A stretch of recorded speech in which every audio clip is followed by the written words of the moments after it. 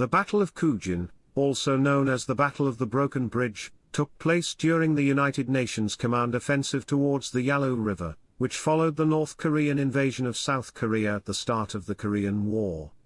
The battle was fought between Australian forces from 3rd Battalion, Royal Australian Regiment and elements of the 17th Tank Brigade of the Korean People's Army over a key bridge across the Taeryong River near Kujin, North Korea. On the 25th of October the 27th British Commonwealth Brigade had resumed their advance towards Pakchon after crossing the Chongchon River, with 3 RA as the lead battalion. Arriving at Kujin, the Australians discovered that the centre span of the 300-metre concrete bridge had been demolished by KPA engineers, blocking their passage across the river. A platoon-sized reconnaissance patrol crossed the river using debris from the destroyed span. However, it was soon forced to withdraw by KPA holding the high ground. Airstrikes and artillery fire were subsequently called in at 17:15 by the Australians as they prepared to conduct an assault. At 1900 hours that evening, following the clearance of nearby Pakchon by D Company 3 RA, the Australians sent 2 companies across the river to establish a bridgehead and prevent the KPA from consolidating their position on the western bank.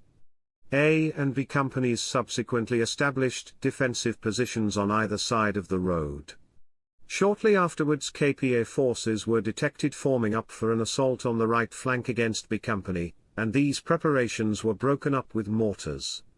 The KPA then engaged the forward Australian companies with mortar fire which was largely ineffective. However, by 22:30 KPA activity increased significantly, with heavy small arms fire causing a number of casualties among the Australians which perilously had to be evacuated under fire by boat across the fast-flowing tidal river. Further artillery support was called in by the Australians at 2300 hours in response to renewed concentrations by the KPA in preparation for an assault. Meanwhile, the Australians sent another platoon across the river to reinforce the companies on the western bank. At 4 o'clock on the 26th of October the KPA counterattacked A and B companies, supported by 2 T-34 tanks. In the ensuing fighting a convoy of KPA vehicles, including a tank, 2 jeeps, a motorcycle and about 60 infantry moved down the road towards A Company with the intention of reoccupying the ridges overlooking the river crossing. The Australians ambushed the convoy at close range with small arms fire and mortars, forcing the KPA to flee after abandoning their vehicles with only the tank successfully shooting its way out. Later another T-34 tank and supporting infantry pressed to within 10 meters of the B Company headquarters, before stopping and taking up a position between the ridges unaware of the location of the Australians. By dawn the Australians were still in possession of the bridgehead. At 7 o'clock, a further airstrike was called in on the KPA holding the ridges to the west of the 3 RA positions. With the way reported clear, C and D companies crossed the river from the eastern bank later that morning. The battle continued during the morning, however, by 12 o'clock the KPA finally withdrew, abandoning the bridge to the Australians. Chapter 1, Background. Chapter 1 Section 1, Military Situation. The Korean War began early in the morning of the 25th of June 1950, following the surprise invasion of the Republic of Korea by its northern neighbor, the Communist Democratic People's Republic of Korea. Numerically superior and better equipped, the KPA crossed the 38th parallel and rapidly advanced south, easily overcoming the inferior Republic of Korea army. In response, the United Nations decided to intervene on behalf of South Korea, inviting member states to send forces to restore the situation. As a consequence, American ground forces were hastily deployed in an attempt to prevent the South Koreans from collapsing. However, they too were understrength and poorly equipped, and by early August had been forced back by the KPA to an enclave around Busan, known as the Busan Perimeter. Key U.S. allies, Britain, Canada and Australia, also committed forces, although these were initially limited to naval contingents and were largely viewed as token efforts in the U.S. Under diplomatic pressure the British agreed to deploy an infantry brigade in July, and would later dispatch a 2nd Brigade as the crisis worsened. The Canadians also agreed to provide an infantry brigade, although the 1st Battalion would not arrive until December 1950. A total of 21 UN member states eventually contributed forces. Australia was one of the first nations to commit units to the fighting, playing a small but sometimes significant part in the UN forces, which was initially led by General Douglas MacArthur. Forces deployed in Japan as part of the British Commonwealth Occupation Force formed the basis of the Australian response, with P-51 Mustang fighter bombers from No. 77 Squadron RAF flying their first missions on the 2nd of July, while the frigate HMAS Shoalhaven and the destroyer HMAS Bataan were also committed to naval operations. During this time the 3rd Battalion, Royal Australian Regiment, which had been preparing to return to Australia prior to the outbreak of the war, remained in Japan. However, on the 26th of July the Australian government announced that it would also commit the understrength and poorly equipped infantry battalion to the fighting, following a period of preparation. Training and re-equipment began immediately, while hundreds of reinforcements were hastily recruited in Australia as part of K-Force. They soon began arriving to fill out the battalion. The battalion's commanding officer, Lieutenant Colonel Floyd Walsh, was subsequently replaced by Lieutenant Colonel Charles Green. An officer with extensive operational experience fighting the Japanese in New Guinea during the Second World War, Green took over from Walsh due to the latter's perceived inexperience. On the 23rd of September 1950, 3 RA embarked for Korea, concentrating at Pusan on the 28th of September. There it joined the British 27th Infantry Brigade, a garrison formation hurriedly committed from Hong Kong by the British as the situation deteriorated around the Pusan perimeter in late August, to bolster the US 8th Army under Lieutenant General Walton Walker. Commanded by Brigadier Basil Code, the brigade was renamed the 27th British Commonwealth Brigade and consisted of the 1st Battalion, Argyll and Sutherland Highland Regiment, the 1st Battalion, Middlesex Regiment and 3 RA.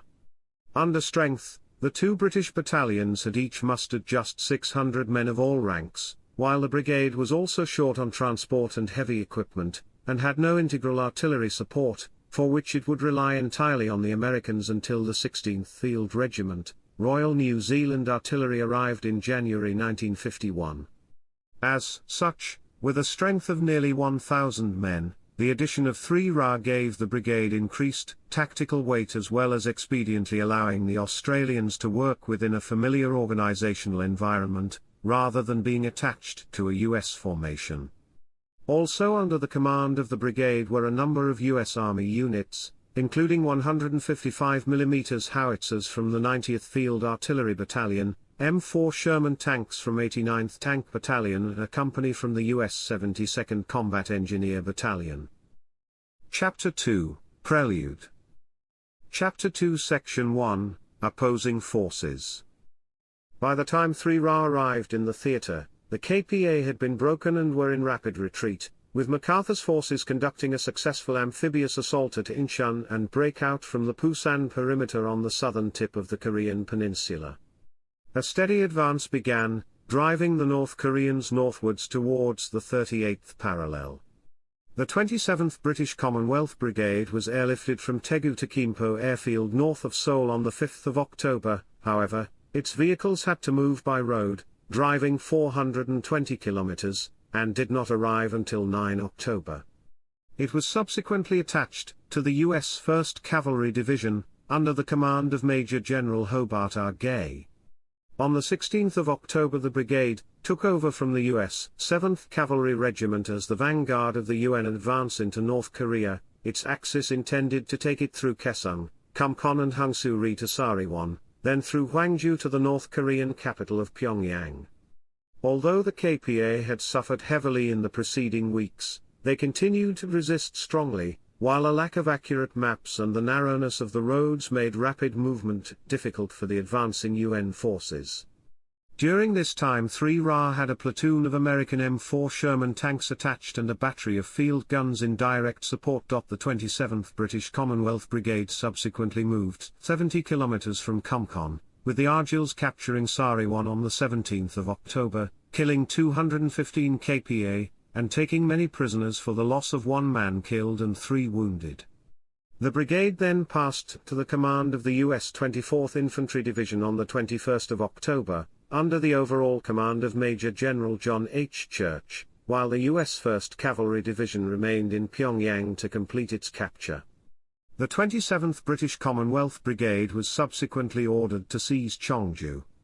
Consequently, the brigade continued to advance north with little respite, and on the 22nd of October the Australians fought their first major action at Yongju, killing 150 kPa and capturing 239 of the brigade's 800 prisoners, for the loss of 7 men wounded. Intending to defeat the kPa and bring the war to a close, the UN forces pushed towards the Yalu River, on the Chinese border. Resistance continued to be met as the brigade crossed the Chongchon River however, and they now moved towards Pakchon. On the 24th of October, MacArthur had removed all restrictions on the movement of his forces south of the Yalu River and prepared for the final phase of the UN advance, defying a directive of the U.S. Joint Chiefs of Staff and risking Chinese intervention in support of North Korea. With the Middlesex in the vanguard, the lead elements of the 27th British Commonwealth Brigade successfully crossed the Chongchon unopposed at Sinonju on the 24th of October using assault boats. The British battalion then established a defensive position overlooking the main bridge in preparation for the remainder of the brigade to continue the advance the following day. However, both the road and rail bridges at Sinonju had previously been damaged and they were subsequently found to be unsuitable for use by vehicles and armor, while the tidal current also prevented the rafting of even light vehicles by the American engineers attached to the brigade. Meanwhile, the road bridge at Unju, 5 kilometers east, was also found to be damaged by ROK 1st Infantry Division when it entered the town. Following repairs, the bridge was made available to the 27th British Commonwealth Brigade's light-wheeled vehicles on the 25th of October, while the accompanying Sherman tanks located a ford 4.8 kilometers upstream, and were able to cross the Chongchon at that point. With winter approaching, the British and Australians encountered the first of the cold weather as the temperature began to drop well below freezing at night. Consequently, prior to leaving Sinonju, purpose-designed American cold-weather clothing was issued. However, with stocks in short supply, only a few of the men received the equipment, even after a second issue was arranged several days later. Chapter 3, Battle. Chapter 3 Section 1, Fighting on the Taeryong River, the 25th of October 1950. That afternoon Code ordered 3 Ra to resume the lead and continue the advance towards Pakchon, the next major town 15 kilometers north on the Taeryong River.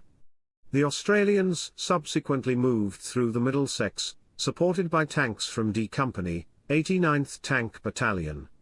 By 1600 hours B Company 3 Ra had reached the village of Kujin, 3 kilometers south of Pakchon, where the main west coast road diverged from the road to Pakchon, turning west across the Taeryong River to continue towards Chongju and the Manchurian border. There the Australians discovered that the center span of the 300-meter concrete bridge had been demolished by KPA engineers, blocking their passage across the river. Forced to halt, the 3-inch mortars from Support Company 3 Ra were brought into a position to provide indirect fire support to the battalion. Meanwhile, using roughly made timber ladders from the debris of the bridge, 2 sections of 4 platoon under the command of Lieutenant Alan Morrison crossed the bridge covered by the remainder of B Company and the tanks in order to reconnoiter the far bank. On the other side of the river the road ran through a ridge which rose steeply 20 meters above the water. After advancing to the foot of the ridge, 50 kPa came forward from the hills to surrender to the Australians, and almost immediately they came under heavy but inaccurate fire from other kPa concealed in the hills. The surrendering kPa then scattered into the scrub, while the Australians returned fire. A United States Air Force LT-6G Mosquito light spotter aircraft scouting beyond the western bank subsequently reported the presence of 2 kPa companies to the north, overlooking the bridgehead. Having established that the kPa held the high ground, Green ordered Morrison to withdraw across the bridge in order to allow an airstrike to take place from 1715, with the platoon bringing 10 kPa prisoners with them as they did so. Two USAF F-80 Shooting Stars subsequently strafed the KPA positions across the river until 1730. A and B companies were then instructed to prepare to assault the KPA positions on the western bank. However, the approach of dusk prevented a second airstrike, and a fire plan was subsequently arranged by the American artillery and the battalion mortars before a more substantial thrust across the river was launched by the Australians.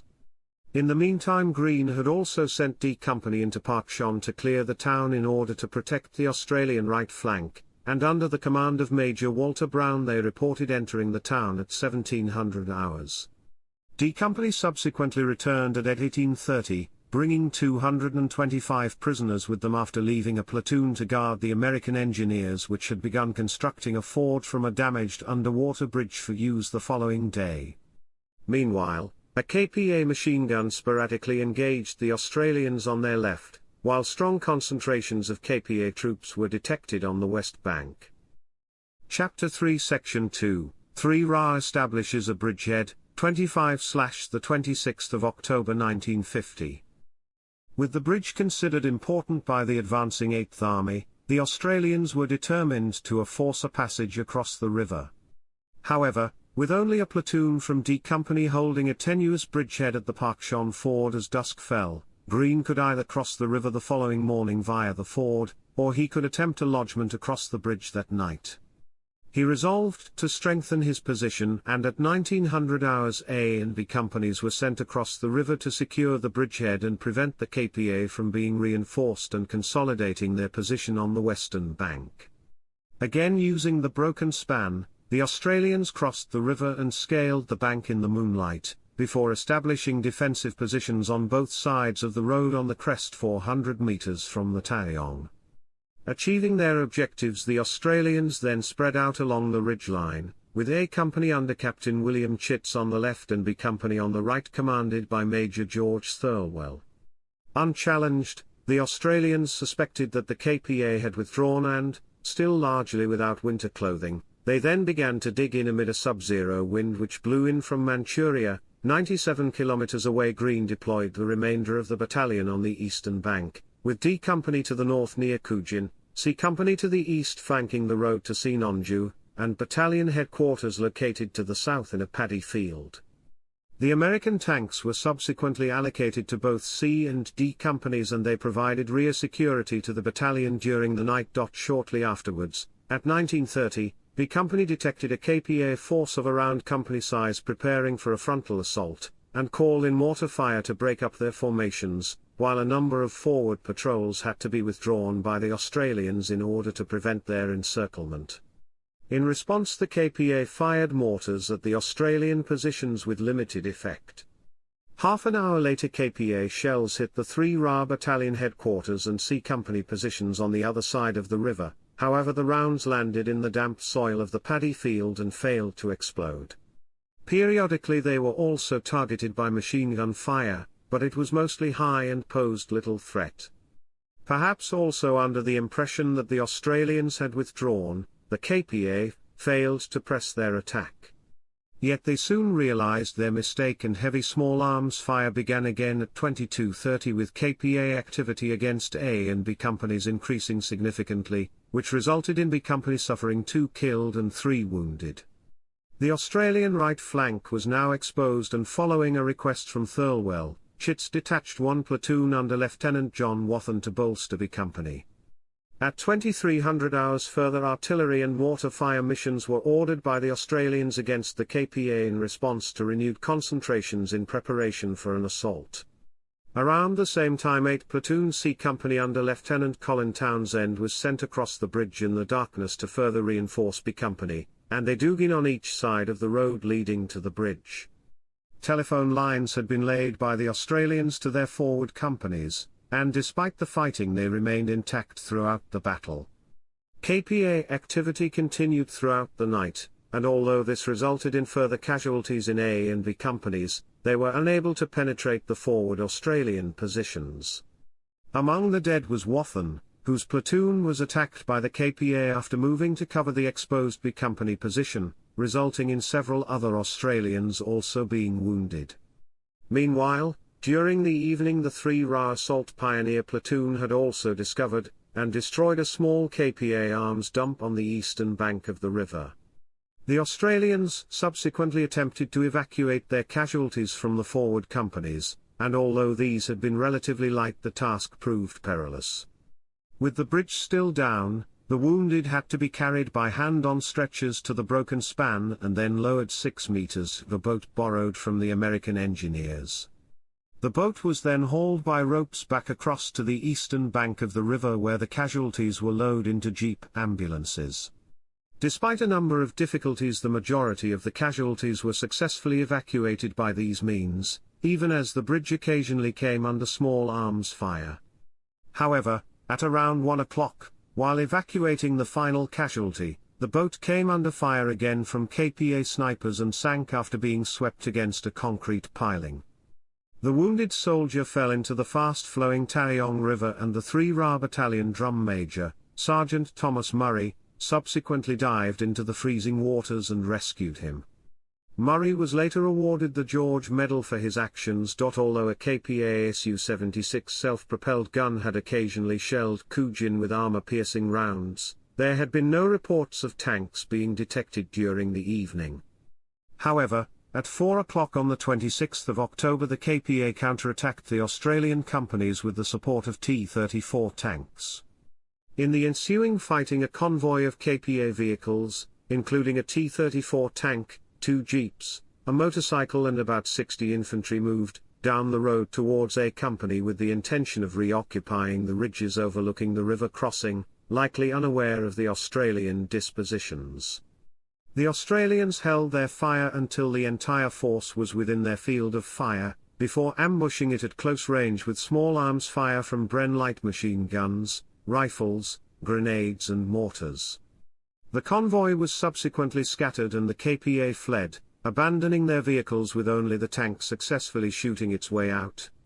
Among the KPA dead was the commanding officer of the reconnaissance unit of the 17th Tank Brigade, Lieutenant Colonel Kim In-sik, who was carrying a number of marked maps and documents.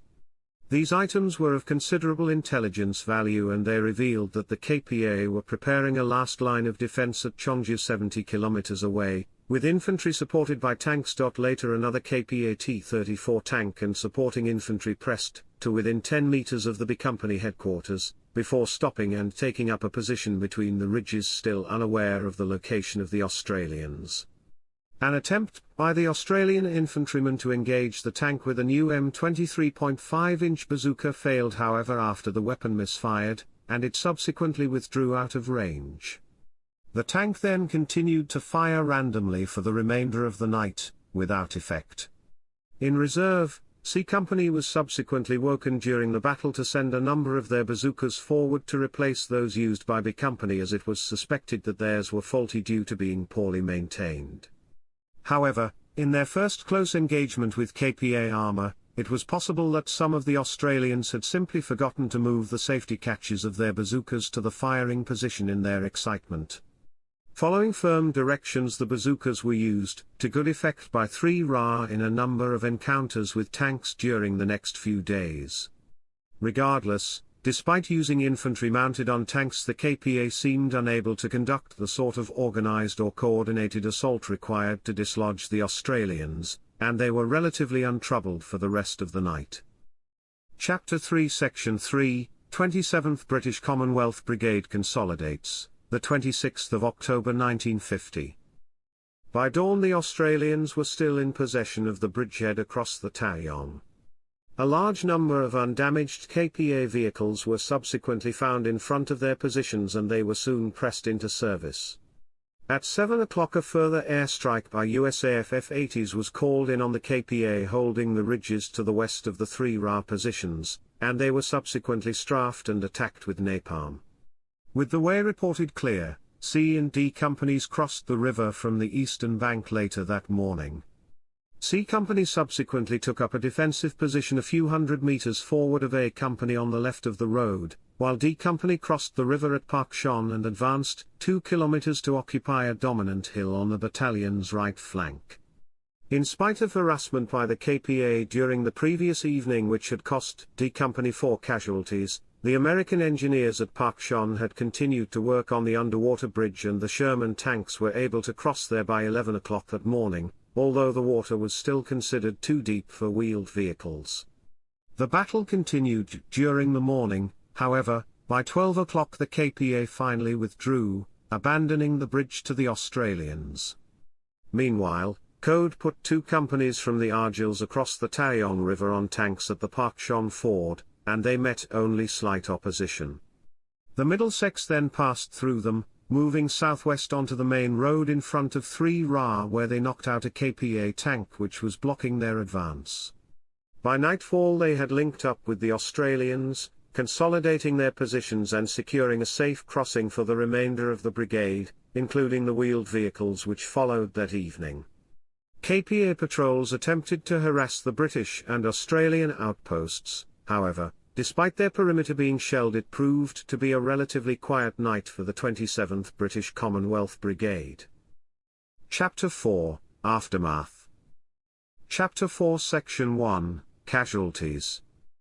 To the Australians, the fighting at Kujin became known as the Battle of the Broken Bridge, and resulted in them securing a bridgehead across the Taeryong River, allowing the 27th British Commonwealth Brigade to continue its advance towards the Yalu River. KPA casualties included 100 killed and 350 captured, while the Australian losses, which included their first battle fatalities of the war in Korea, were 8 killed and 22 wounded. The dead were subsequently interred in a Christian churchyard in Pakchon, and were later moved to a cemetery in Pyongyang. Among those captured by the Australians was at least 1 Chinese soldier, and although the significance of this was not recognized at the time, it was undoubtedly a sign of events that would later alter the course of the war. Indeed, during the last weeks of October the Chinese had moved 18 divisions of the People's Volunteer Army across the Yalu River under the overall command of Marshal Peng Dehuai. Undetected by US and South Korean intelligence, the 13th Army Group crossed the border on the 16th of October and penetrated up to 100 kilometers into North Korea. Chapter 4 Section 2, Subsequent Operations. Meanwhile, on the 27th of October the Middlesex continued the brigade's advance, and was involved in a sharp fight in the hills west of the river near the village of Yongsong-ni, killing 35 KPA and capturing 80 prisoners, while American aircraft destroyed 10 KPA T-34 tanks and 2 Su-76 self-propelled guns. The following day the Argylls took over as the lead battalion. Intelligence indicated that the British and Australians were facing the KPA 17th Tank Brigade, equipped with 20 tanks, and although the KPA had suffered heavy casualties during the previous fighting on the Taeryong River, Code was now forced to adopt more cautious tactics as a result, advancing in shorter bounds and clearing high points en route.